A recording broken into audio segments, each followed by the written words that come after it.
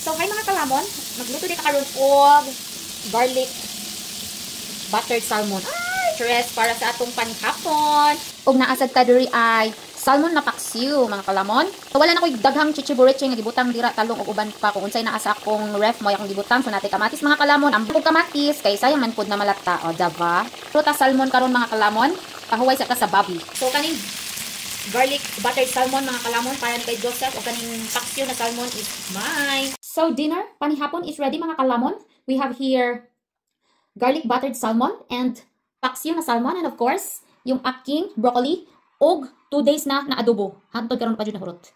So let's eat mga kalamon. Lamon lamon is life. So di arang ulo mga kalamon sa inununan ato nang kaunan. Perfect. Garlic buttered salmon.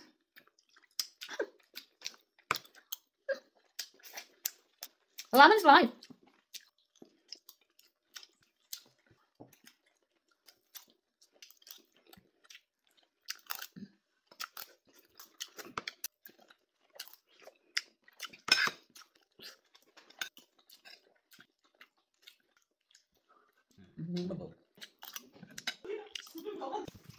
Kung nara mong princess, mga kalamon, huwag makaon na sa siya. Bye mga kalamon, kaon-kaon.